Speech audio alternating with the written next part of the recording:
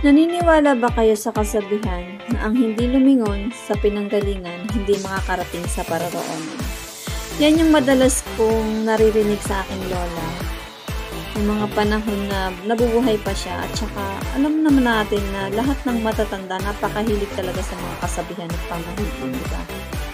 So, dahil nga lagi kong naiisip yan, ito na yung time na para lingunin ko yung aking pinanggalingan. Pinanggalingan si nanay at saka pinanggalingan kung saan ako lumaki sa Lopez, Quezon. Tara guys, samahan niyo ako sa aking pag-uwi. So, ngayong araw ay birthday na ng aking ina. Madaling araw, 1:30 AM, dumating yung aking kapatid na si Gerson para sabay na kaming umuwi sa Quezon Province. Dahil yung iba kong kapatid ay nasa Lucena City na, doon na sila nag-overnight sa aking kapatid na bunso. Then, doon kami mag-meet up. Pagkalipas na 30 minutes, so umalis na kami, 2 AM, umalis na kami ng bahay. So, mas pinipili ko na mag-travel sa madaling araw kasi dahil baguhan nga lang din kami ng aking anak sa pagdadrive. So, pag madaling araw kasi, mas kukunti yung sasakyan at saka iwas traffic. Tapos, pagdating naman ng Lucena, dun kami magdidesisyon kung sino yung mga pwede ko pang isakay sa aking sasakyan. Kasi may mga pamangkin din ako na mga babies pa. So, nag-decide kami na puntahan na yung aking isa pang kapatid. So, si Junel. Ito yung kapatid ko na hindi namin sigurado kung makakasama o hindi. Kasi siya yung ayaw payagan ng kanyang wife na umuwi sa Quezon. Pagkalipas ng 30 minutes, dumating na yung aking mga kapatid na lalaki, kasama na yung aking kapatid na si Jonel. So, nag-meet up na lang kami dun saan kami dadaan para hindi na kami pabalik-balik sa bahay ng aking bunsong kapatid. So, yun, masaya ang lahat kasi nagkasama-sama kami. Tapos, mga excited din naman yung mga bata. Kaya, kahit medyo matagal yung travel time, from Laguna to Lopez, Quezon, based dun sa Google Map, 5 hours yung travel time niya. Pero, siyempre may mga stopover talaga kami, kaya medyo late na rin kami nakauwi sa amin. 7:30 na ng umaga. So, nung time na yun, time to time, ina-update ko yung aking kapatid. Tuwing halimbawa, nasa Pagbilao City na kami or Atimonan. So, yung nakita niyong videos na papasok yun sa Bitukang Manok.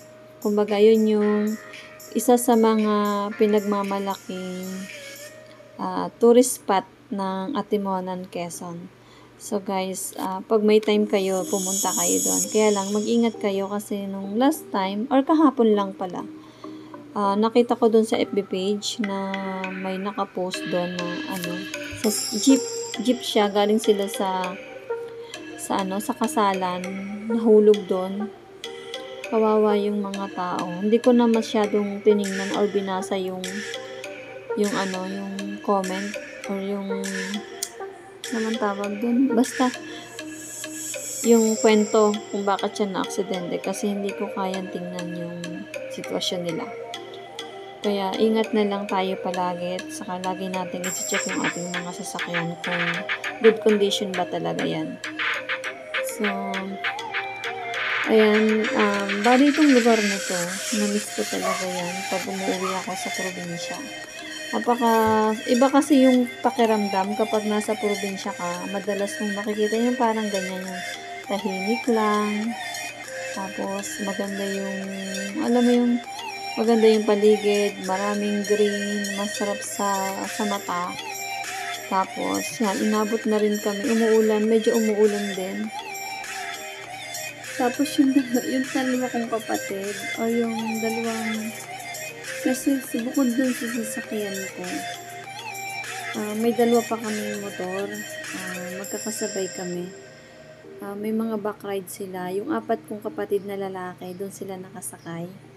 Tapos, ang driver ko ay yung aking anak. Tapos, yung baby, anak ng aking bunsong kapatid, kasama ko na sa sasakyan ko. Tsaka yung hipag ko naman ay buntis. So, naiwan nila kami kasi nag-stop over kami sa gasoline station. Kasi naiihi daw siya. Kaya yan, nung time na yun na chinachat ko yung aking kapatid kung nauna na ba sila sa bayan. Kaya lang, hindi pa rin pala. Kasi nga hinahanap nila kami. Pero yung kapatid kong isa na nakamotor, nakita niya kami na nasa gasolinahan. Yung isa ko lang kapatid ang hindi na kami nakita. Nakita na kami nung nasa bayan na kami ng Lopez. So, yan guys. So, lahat ay excited sa magiging reaction ni nanay. Kaya lang, nung time na dumating naman ako sa bahay, hindi na siya, wala na siyang wala na siyang reaction.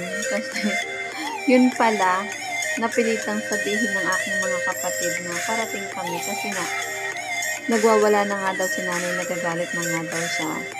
At saka nagtatampo na, kumbaga nasisira na yung araw niya. Kasi diba, syempre, birthday nga naman niya yung araw na yun. So, kaya kami yung na-surprise na alam na ni nanay na parating kami. So, wala namang magiging problema. Tapos, siguro, nag-stay lang kami ng mga 30 minutes para magpahinga na saglit. Tapos, i-prepare yung mga kailangan namin dun sa resort.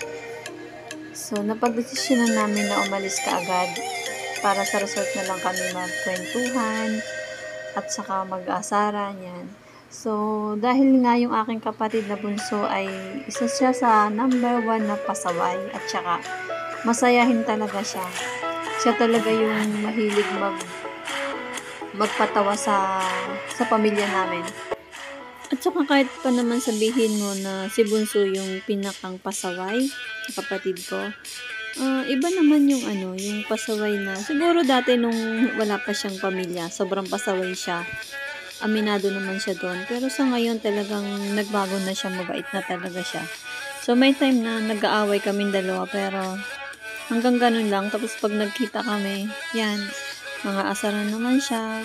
Siyempre magkakapatid, hindi mo talaga maiiwasan. Mas okay na yung kapatid mo yung nakakaaway mo, wag lang yung mga hipag mo, yung mga bayaw mo, wag lang mga ganun. So, kaya pag kapatid kasi, alam na natin yung mga uga-ugali natin. So, yan.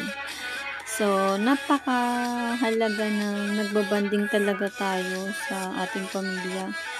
Kasi doon, kumbaga nagkakakilala yung mga bata na mga anak-anak. Kasi kadalasan, sa pamilya natin, minsan sa sobrang busy natin, hindi na sila magkakakilala. Lalo na kung may mga pinagdadaanan tayo. So, gusto ko lang din kuhanin itong time na to para magpasalamat sa aking kapatid na si Floridine. So, gusto kong mag-thank you sa'yo kasi napakabait mong kapatid.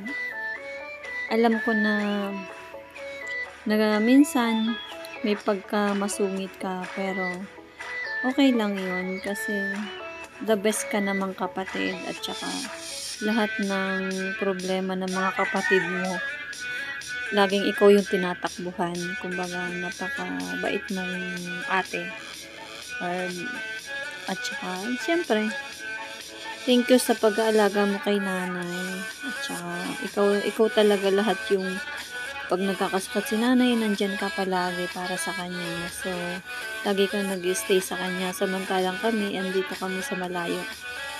Kaya, thank you sa pagsusumikap mo na paghandaan yung birthday ni nanay. So, naging contribution lang naman namin ay makika-operate sa'yo. At saka, yan, pasayahin natin si nanay sa mga panahon na nakakasama pa natin sila. So, maswerte na rin kasi umabot si nanay ng 60 years old dahil ang nanay ko ay nagkaroon siya ng sakit na leukemia. Pero hindi ko alam kung anong status ng niya. Pero so far okay na naman siya ngayon. Kaya nung time na yun na panahon na bata pa ako, Kakatapos ko lang ng high school. So, napilitan na talaga akong magtrabaho sa company or dito sa Laguna. Kasi nga para suportahan ko yung mga kapatid ko, yung pangangailangan ni nanay. Kasi nga sobrang hirap ng buhay namin dati. Kaya, syempre ang sakit na leukemia naman talaga, hindi naman yan biro. So, pang mayaman yan. Kaya lang, mahirap talaga kami. Noong time na yun, may mga pinsan si nanay na kasabayan niya, same sila ng sakit. Dahil nga marami silang pera. So, nagpa-opera sila, nagpabawas sila ng mga tubig-tubig doon sa baga. Kung ano-ano pa. Hindi ko masyadong alam yung eksaktong kwento, pero basta ganun lang, yung short na kwento lang ni nanay. Yung mga pinsan niya nangamatay na, tapos si nanay dahil nga wala kaming pera. So, yan, hanggang ngayon buhay pa rin siya. Sapat lang yung para sa pagkain yung kinikita ko dati. At saka, nagpapasalamat pa rin ako kasi umabot siya ng ganyan. Tapos, kaya nga, kahit nagdadalawang isip ako, tatlong isip ako, or what, mas pinili ko na manaig sa puso't isip ko yung umuwi kami kasi nga yung pag 60 years old birthday, hindi mo na yan may ibalik kahit pa sabihin na mag 61 birthday pa ulit si nanay. Yung 60, hindi na natin may ibalik yan. Pass is pass na. So, kaya nung time na yun sinabi ko kay husband na uuwi kami kahit anong mangyari. So, yan. Tapos, naging okay naman. Muntik na nga lang malunod yung aking dalawang anak kasi wala naman akong kamalay-malay na nasa CR ako noon. Hindi ko alam na yung dalawa ko palang anak napunta sa malalim. Buti na lang yung kapatid ko isa. Hindi siya umaalis dun sa swimming pool para bantayan yung mga pamangkin ko. Kasi yung iba kong kapatid, nag-iihaw naman sila ng mga pagkain namin. So, kaya nagpapasalamat ako sa kapatid ko. Kaya sana nabigyan pa siya ng mas mahabang buhay at saka suportahan pa rin ni God or bigyan ng sapat na lakas ng pangatawan yung aking kapatid at saka yung mga pamilya niya at mga anak niya.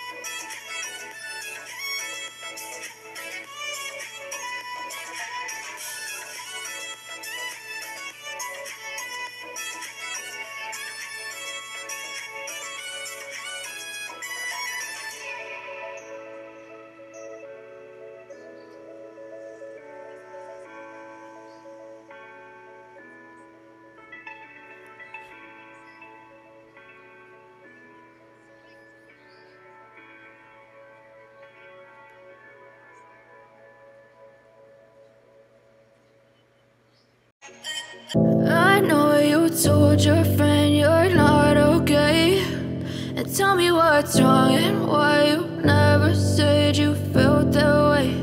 And guess you're trying to stay strong and fake a smile until I look away. But I've known you too long, it hurts to watch your blue eyes fade to gray as you fade away. As you fade away.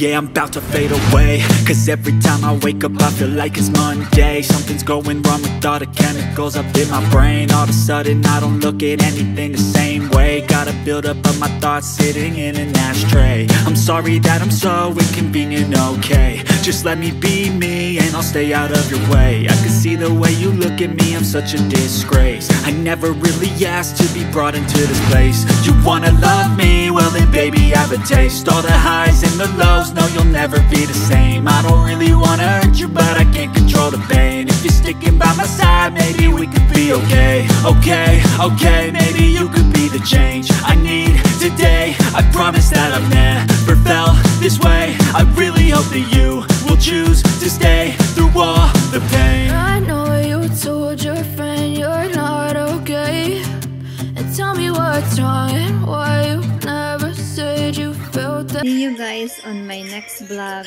Bye! I love you all. Bye!